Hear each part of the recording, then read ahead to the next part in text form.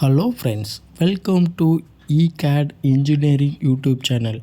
இந்த வீடியோவில் நம்ம பிசிபியோட ஃபேப்ரிகேஷன் பற்றி தான் தெரிஞ்சுக்க போகிறோம். நம்ம டிசைன் பண்ணியிருக்கக்கூடிய பிசிபி போர்டோட சைஸ் அப்படின்றது 4x2. ஸோ அதனால நம்ம என்ன பண்ணுறோம் அப்படின்னா காப்பர் போர்டை வந்து நம்மளோட சைஸுக்கு தகுந்த மாதிரி கட் பண்ணிக்கிறோம். ஸோ அந்த காப்பர் போர்டு அப்படின்றது வந்து பார்த்திங்கன்னா சிங்கிள் சைட் போர்டு.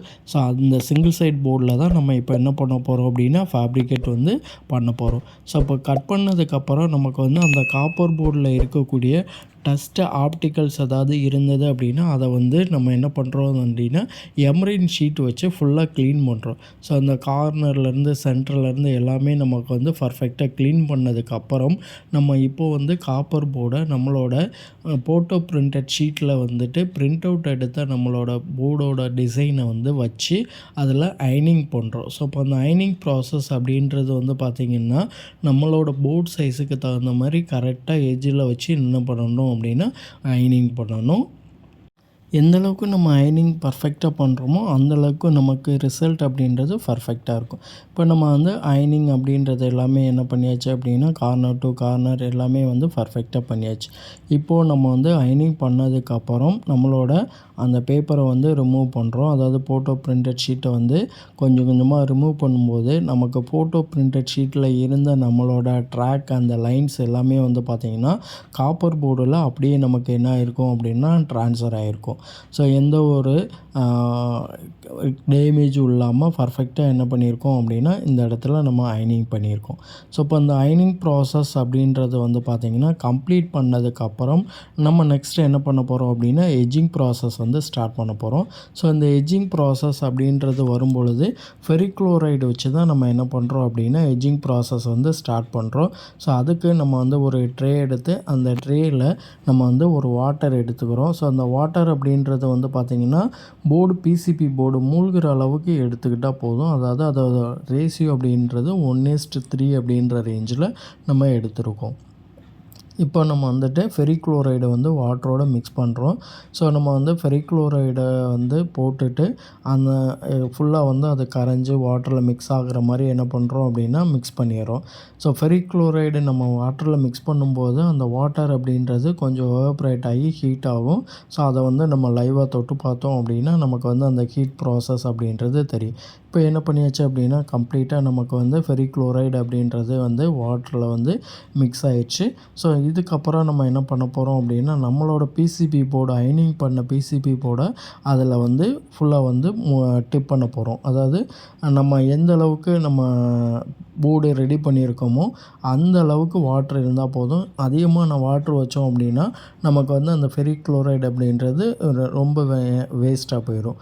ஸோ அதனால் நம்ம என்ன பண்ணியிருக்கோம் அப்படின்னா லிமிட்டடாக வந்து வாட்டர் மிக்ஸ் பண்ணிவிட்டு இப்போ நம்ம வந்து 4 போர்டு தான் வந்து ஃபேப்ரிகேட் போட போகிறோம்.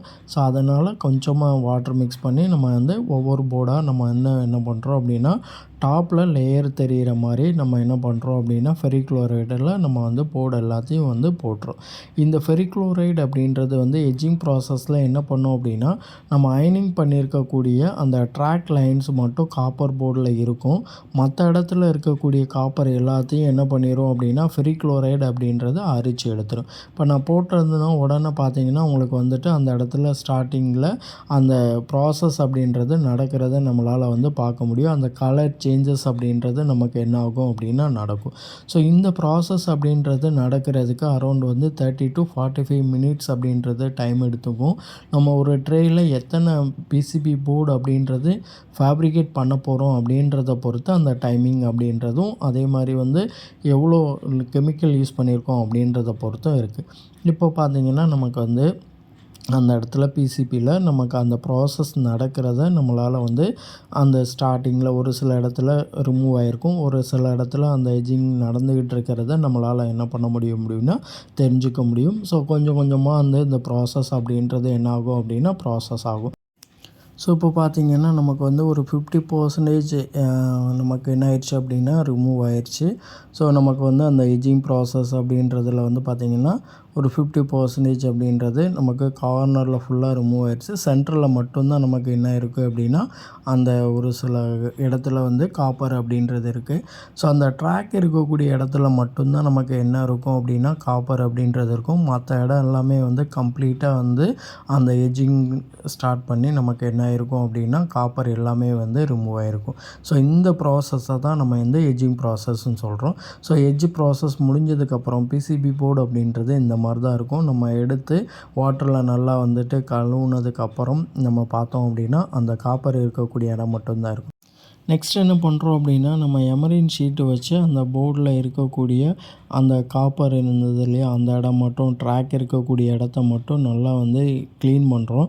ஸோ இப்போ க்ளீன் பண்ணும்போது நமக்கு வந்து அந்த இங்க் இருந்தது எல்லாமே வந்து ரிமூவ் ஆயிரும். பேடு அதாவது நமக்கு ட்ராக்கில் அந்த காப்பர் மட்டும்தான் நமக்கு வந்து இருக்கும். மற்ற இடம் எல்லாம் ரிமூவ் ஆயிரும். ஸோ நெக்ஸ்ட்டு நம்ம என்ன பண்ணுறோம் அப்படின்னா ட்ரில்லிங் ப்ராசஸ். நமக்கு வந்து பிசிபி போர்டில் காம்பனண்ட் அப்படின்றது எந்தெந்த இடத்துல வந்து பிளேஸ்ட் ஆகணும் அப்படின்றது நம்ம வந்து ஆல்ரெடி என்ன பண்ணியிருப்போம் அப்படின்னா டிசைனிங்கில் மார்க் பண்ணியிருப்போம்.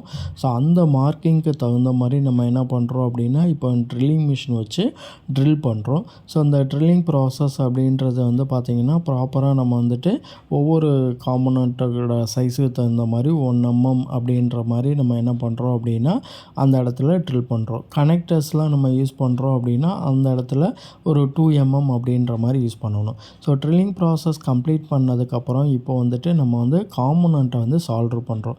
ஸோ இந்த காம்பனண்ட் அப்படின்றது சின்ன அதாவது ரெசிஸ்டர்ஸ் அந்த மாதிரியான காம்பனண்ட்டாக ஃபஸ்ட்டு சால்வ் பண்ணிடுவோம்.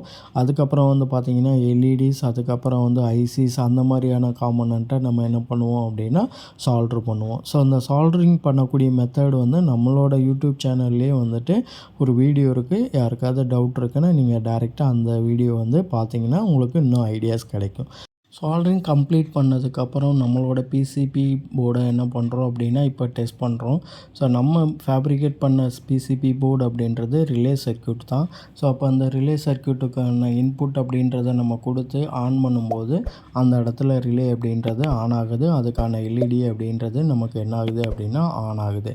ஸோ இப்போ நம்ம இந்த வீடியோவில் ஒரு பிசிபி போர்டை ஃபேப்ரிகேட் பண்ணி அந்த போர்டோட ரிசல்ட்டை என்ன பண்ணியிருக்கோம் அப்படின்னா பார்த்துருக்கோம்.